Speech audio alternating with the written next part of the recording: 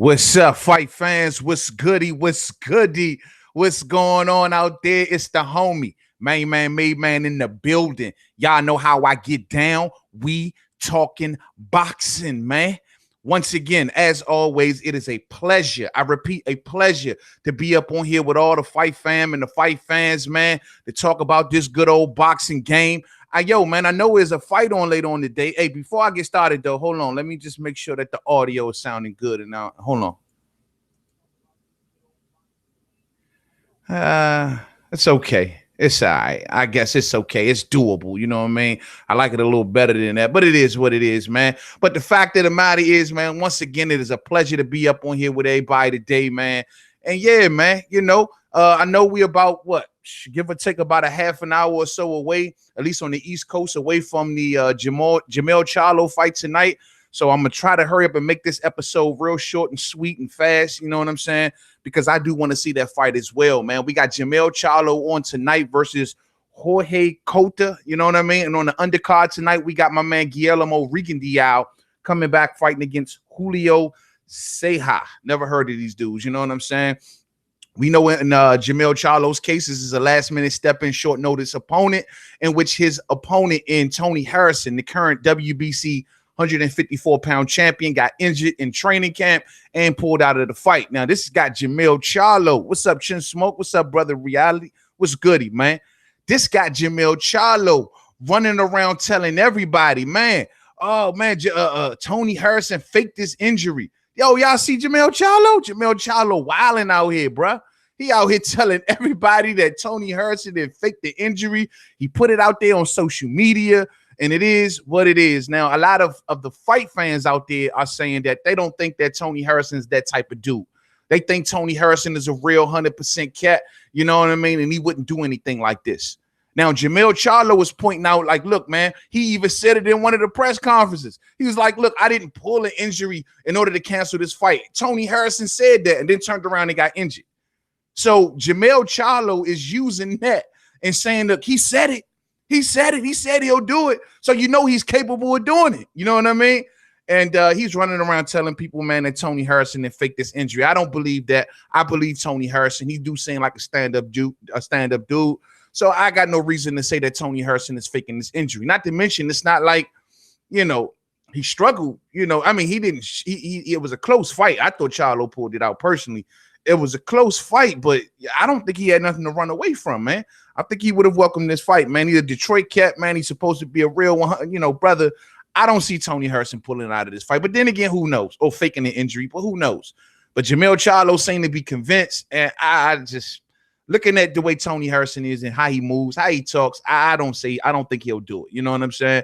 I think it's a genuine injury until I see evidence otherwise, and I'm gonna take Tony Harrison for his word. But yo, man, Jermell Charlo out here, he not only saying that the dude faking the injury, but he also still talking that talk of, yo, I got robbed.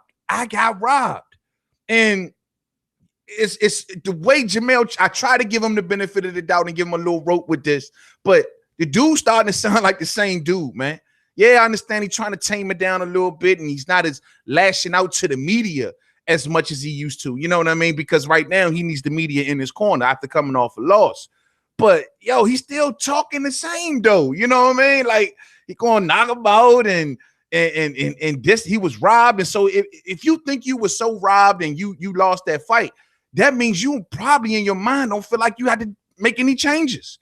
You may got to make one slight adjustment or here or one slight adjustment there, but you don't feel like you did anything wrong. You don't think that you over anxious. You don't think that you hunting for the KO. You don't think that you Earl Spence Jr.'s clone. You don't think that B-side Charlo, now do you? But yo, man, people, the fans, everybody on the outside looking in, we see that this dude, look, man, don't go in that joint unhinged and this, that, and the third, and don't go in there like that, bro, because that's what was your problem in the first time around. You got to realize your mistakes. But the reality says Harrison left the room for speculation with earlier comments. Did he say something earlier that I missed? What did he say, brother Reality? Last of a Dime Bree says, I don't think Harrison is a punk. He cussed him out to his face. Nah, I don't think he a punk either, man. He seemed like a real stand-up type dude, and he was looking like he was welcoming this opportunity. You know what I'm saying? So he didn't hesitate in negotiations. He didn't put up a fight, but I will admit, there have been a lot of fighters out here nowadays that try to get out of rematch clauses, and they try to get out of certain situations by faking injuries. I mean, it does happen like that in a fight game. I just don't think that Tony Harrison is one of those dudes to do it. You know what I mean? And that's just my opinion, man. But I don't know, man. I hope Jermell Charlo realizes that, look, he need to settle down. He need to get back to the basics, the fundamentals. He need to get back to the things that made him get to this level that he took up with Ronnie Shields. If he's not going to at least go back to Ronnie Shields, he need to know he needs to adjust, make some sort of adjustments into his game, because it's not translating too well in the ring. Ever since he got with Derrick James, it ain't translated too well in the ring. You know what I mean? So he need to be focusing on those little areas that he need to tighten up. You know, mainly the over anxiousness, mainly this mentality of I want to knock out everybody and show the world that my power with Derrick James is the truth. Yo, get out of that shit, bruh. You know what I mean? And get back to the basics and get back to the fundamentals. That's what we miss about Jermell Charlo. Also on the undercard, we got my main man Guillermo Rigondeaux making a return. It's good to see Rigo back. I did a video not too long ago. I asked if Rigo was still breathing. So it's good to see my main man Rigondeaux getting back up in the ring. I was reading an article earlier on Boxing Scene, right? And they was talking about and they were saying something how like Guillermo Rigondeaux doesn't have a title right now, but the one thing that he is still currently defending is the fact that he is still undefeated at 122 pounds. And he is still recognized as like the dude at 122 pounds. I mean, he still is undefeated. Ever since he beat Nonito Donaire, he hasn't been beaten. He lost to, of course, Vasyl Lomachenko. He injured his hand by swinging at the air. But yet and still, you know, that wasn't a 122-pound fight. And, you know, now he's in a position tonight where he's fighting this dude. What's his name again? Julio Ceja or whatever. And this has been dubbed as a WBC eliminator match. So if Guillermo Rigondeaux wins tonight, he'll become the WBC mandatory, which the champion is Ray Vargas. And hopefully he'll look to get that fight. Now, Rigondeaux, you know, he has a whole crop of new champions around now. When Rigondeaux was on top, nobody wanted no smoke with Rigo. He couldn't get Carl Frampton, right? He couldn't get Leo Santa Cruz, and then some. All of those dudes ran to 126 without fighting Guillermo Rigondeaux. Well, now Guillermo Rigondeaux got a new crop of champions.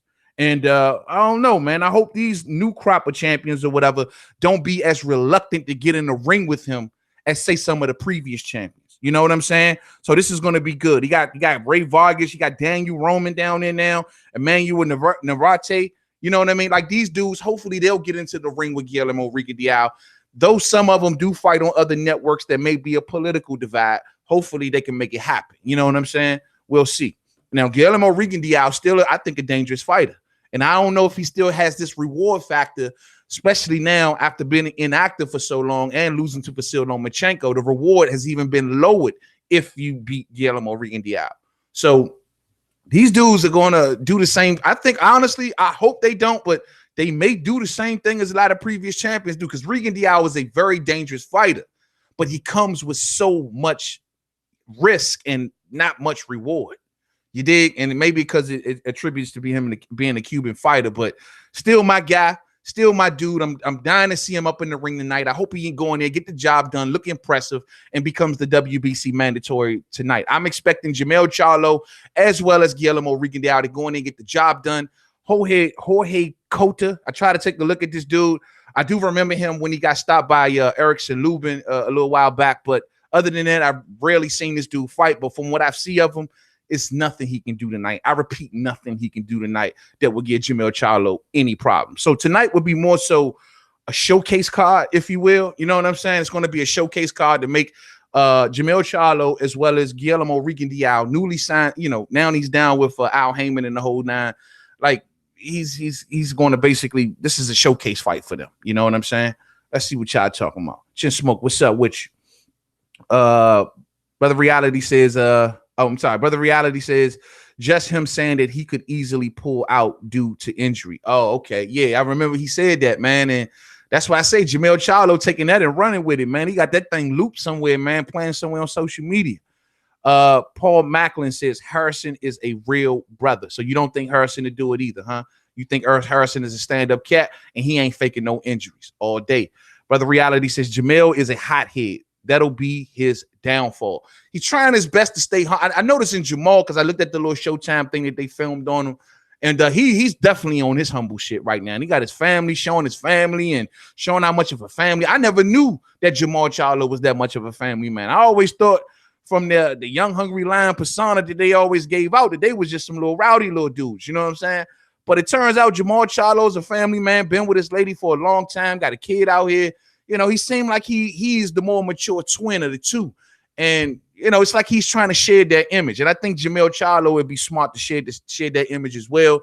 I mean, it works for you if you are on top of the boxing game. You could be this disrespectful, I'm going to step in the room and cuss everybody out, tell everybody, get out my face, and yeah, I want to fight this guy. You can be that guy if you on top of the game. But if you ain't on top of the game, son, you know what I mean? It ain't going to work. You got to get there first, bro. You got to get there first. Pino in the building. What's up with you, man? What's up with you? Jim LaHaye says UK on top non-stop. Let's talk about that, Jim. You know, let's move right along to the next story, actually, man. Word on the curb is that the WBO has came out and announced that Olaksandr Usyk will be the WBO mandatory at the heavyweight division. Now, why is this significant? Because this is another sanctioning body in which Dillian White gets shot down, and he is the number one dude. I just asked this question in my last live stream. I was like, yo, why is Eddie Hearn and Dillian White running around talking about the WBC and talking about Wilder and they should be the mandatory because of the next fight? Why ain't they talking about the WBO? I mean, he's been number one in the WBO for a minute as well, right? Since he defeated Joseph Parker. So why ain't he talking? Now I see why. Because I guess they knew it was cooking, that they was going to take Olaksandr Usyk and make him the mandatory. That's crazy, bruh. Because Olaksandr Usyk, which we thought he was making his debut at heavyweight, former cruiserweight undisputed champion. Given that he was the cruiserweight undisputed champion, the WBO sought to make him the WBO super champion, which meant that if he moved up in weight or down in weight, he would be considered the mandatory no matter what. So Olaksandr Usyk got the spot up off Dillian White, son. And now what? Anybody gonna say there's corruption there? Because he put work in at the WBO to no dice. Damn, P. New in the super chat. Thank you, family. Thank you. Appreciate that, homie. My bag for not seeing your platform for a minute. Hey, it's all love. You fan, bro. Hey, man, life calls. If you got to step away for a minute, it's all good. As long as you come on back and say what's up to the homie. Much love to you, family. Much love. But yeah, man. Yo, man. Hey, yo, everybody be talking about Deontay Wilder and how the WBC has done Dillian White so bad. Oh, he's been the mandatory for 600 days, man. Hashtag 600 days. Well, how long has he been the number one spot with the WBO? I mean, the dude is beating Joseph Parker. He was en route to beating Oscar Rivas, two highly rated WBO fighters. And they still don't give him the mandatory position. That's crazy, bruh. That is crazy. They saying that even his upcoming fight with Oscar Rivas, if he beat Oscar Rivas, they still will not designate him as the mandatory. Damn, son. Like Dillian White getting smacked all around the boxing world, Jim LaHaye. What's up, man? Ruiz is the Mexican champion. Wilder is a show pony gimmick boxer, as is Joshua. Fury was Rob. Oh, Lord. We got one of them up in here, man. Yeah, all right, bro. Let me ask you this, man. Show pony gimmick boxer is boxer as is Joshua. Well, at least you can say, at least you can keep it 100 and try to cut it down the middle and say as is Joshua. But we don't feel like that about Wilder over here. We feel as though Wilder is the real deal. He walks this earth like a god. He would have knocked your robotic champion out easy work. That's how we feel over here. We don't feel like he a gimmick at all, because a gimmick couldn't have beaten Luis Ortiz. You know what I'm saying? A gimmick couldn't have got up from what he got up from Luis Ortiz. I do believe that Alexander Povetkin wouldn't have been juicing up for a gimmick. You know what I'm saying? So what's up with that, man? I don't think Tyson Fury would have seen the stars behind a gimmick, cuzzo. You know what I'm saying? So which one we talking about? Man, I don't understand, man. Fury is king, though. Yeah, all right. Tom Schwartz, bruh. The man just beat Tom Schwartz. Fury is king what? Gypsy king? King of the gypsies? Because he ain't king of nothing over here, cuzzo. Rocket Strikes 89 in the building. What's up, family? What's up with you? So that's the news, man. Like, I don't understand, man, that Dillian White getting smacked all around the boxing world, champ. He gets snapped one time by the WBC and now by the WBO, where I thought that was his best chance. You know what I'm saying? Now, of course, he got a hope in the prayer, hoping that Eddie Hearn can make something happen for him in the WBC, where his next fight will make him the WBC mandatory, which, contrary to popular belief and to what Eddie Hearn is saying, that ain't promised neither. You know what I mean? And even if he does become the WBC mandatory, they can still make him wait up to a year. Damn. Dillian White is in a bad position because his man can't get the job did. Unfortunately, man. Brother Reality says, chalk it up as another L for Dillian White. L, cuzzo. He takes a big fat with cheese. L, you know what I'm saying? Yo, that's sad, man. That's crazy. See, this is what I was telling people, man. Dillian White don't follow the rules. Dillian White marches to Dillian White's beat. Dillian White want to fight anybody he wants to fight and think that these sanctioning bodies are just going to automatically just give him what he wants because of who you want to fight. You want to fight Derek Chisora, so you think you deserve to be the WBC mandatory. That's because what you wanted to do. They told you to fight Luis Ortiz, but you wanted to fight Joseph Parker. No one asked you to do that. You know what I'm saying? And you still didn't get the WBO, man. See, that's what I'm saying, man. You want to do what you want to do. So your ass now is sitting back in a gray area in the twilight zone. Nobody wants to fight you. Nobody know you. Holler at you, Dillian White. You know what I'm saying? Yeah, man. Rocket Strikes 89 says people are sleeping on Porter bad. Spence might win, but it will definitely be a close ass fight. Spence ain't knocking Porter out all day. That's perfect segue until the next topic, if I can. Recently took in a video on Fight Hype with Shawn Porter. He was at the Nevada Boxing Hall of Fame doing some ribbon cutting ceremony or something like that. And yeah, man, y'all hear that interview is floating around YouTube, and the dude is basically saying he's ready for anything and everything, and he is ready to bring the noise. You know what I'm saying? Ready to bring the noise. Now, it's funny because Shawn Porter at the Nevada Boxing Hall of Fame, I actually wondered, asked this question: if win, lose, or draw against Errol Spence Jr., does Shawn Porter make the hall? Does Shawn Porter make the hall? Two-time world champion, been perhaps the best resume of active fighters today at the welterweight division, aside from Manny Pacquiao. Does Shawn Porter make the hall? It's gonna be close. If his career ended today, man, it'd be real damn close. But anyway, man, the thing is that I wonder how will Earl handle that freight train coming forward. But I also think about it and I say, you know, Shawn Porter, he didn't fight that way with Yordenis Ugas. And clearly, a lot of people are saying that Shawn Porter chose to be the boxer against Yordenis Ugas because he felt as though he would lose the inside game. My thing is, Errol Spence Jr. is as good as it gets on the inside. Will Shawn Porter's locomotive style be honestly effective? It's good to know that he is prepared to go there if he got to. Listening to him talk, it seemed like, if he got to go there, he will go there.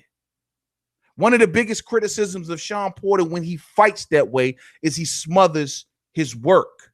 And my thing is with the length of Errol Spence Jr., who loves to double up his jab, if he takes that one step in, close the gap, smother Shawn Porter's work, does he have the ability to beat Shawn up on the inside?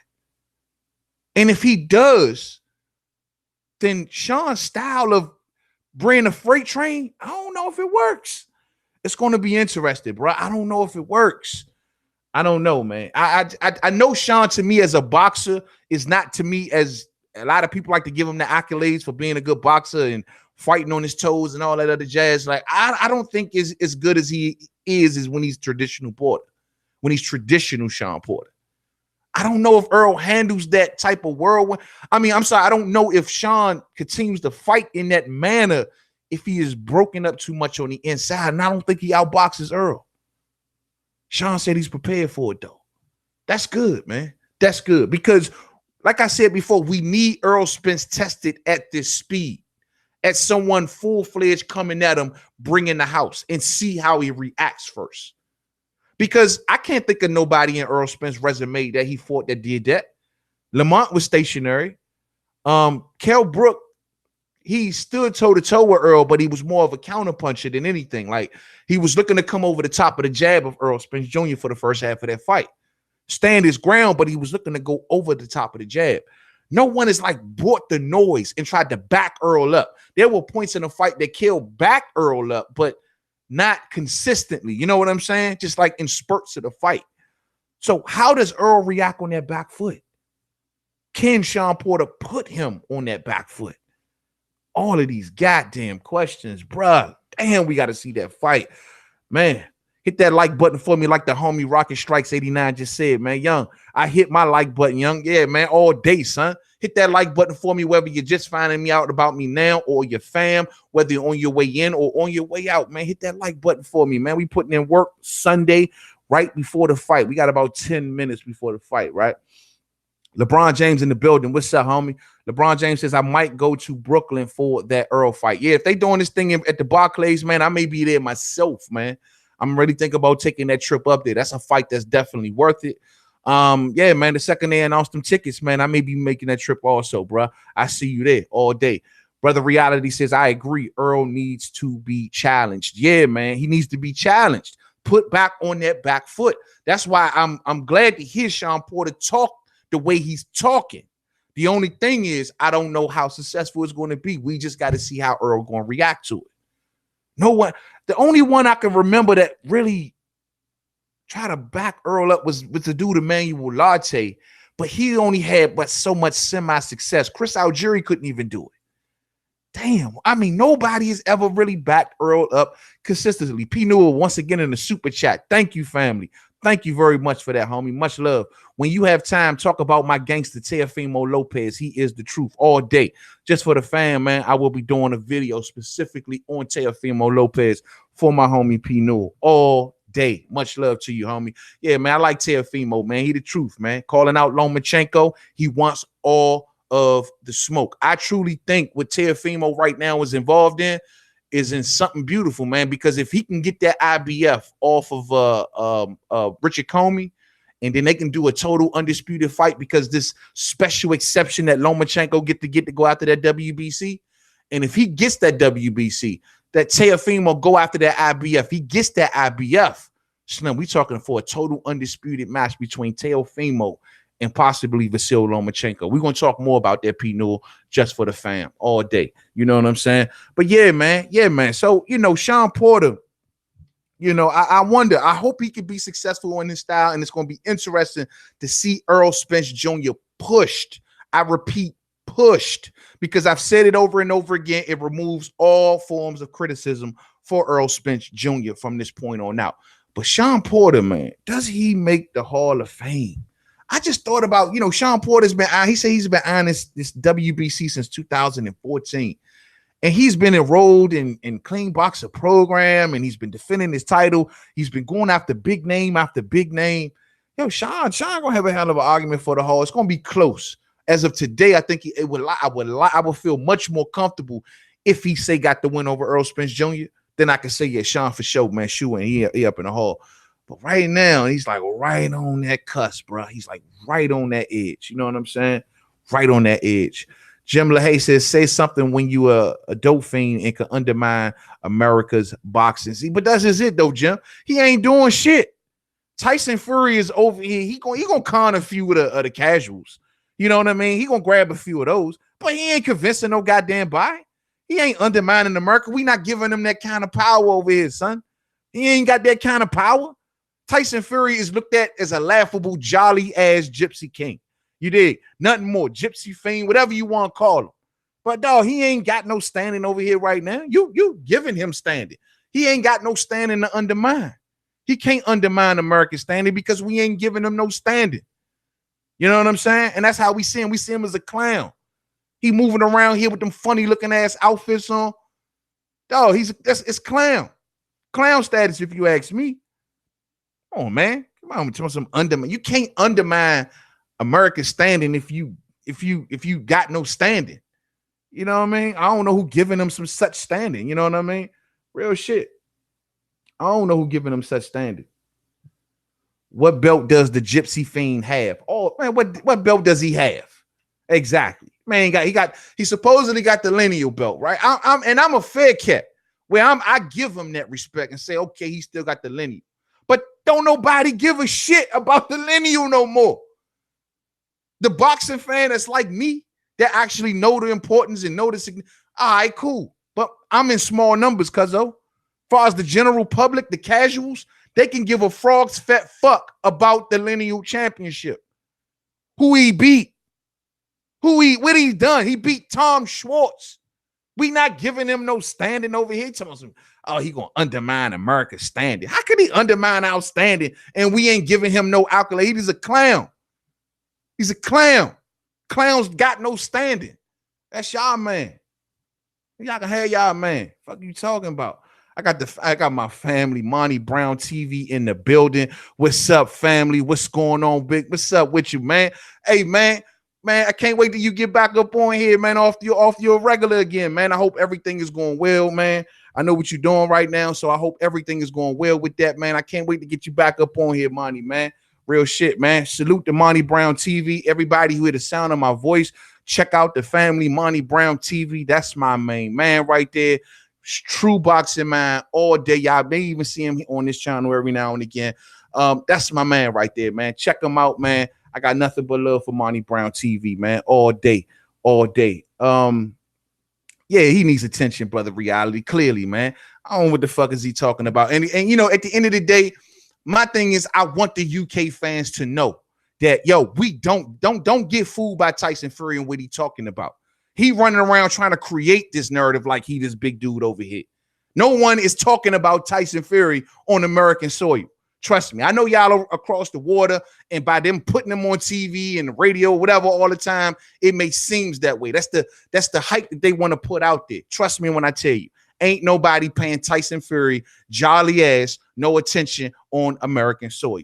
You did. And that's just keeping it a buck. So do not, I repeat, do not get it twisted. You know what I'm saying? My man, brother Reality says Monty is the truth all day. He is the truth. And yeah, man, that is a hell of a boxing channel right there, man. That is a hell of a boxing channel. P. Noah says Tyson is a joke, straight up clown. Yeah, clown, man. And you know, and he put that target on his own back. Ain't nobody gonna have no sympathy for Tyson Fury. We welcomed him with open arms. You know what I mean? The whole nine, man. We welcomed him over here with open arms, and he turned his back on everybody. The boxing fans, Deontay Wilder, the whole 9 yards. You know what I mean? It was a beautiful plan, and it was working, but it is what it is, man. So ain't nobody gonna feel bad for no damn Tyson Fury, man. Real shit.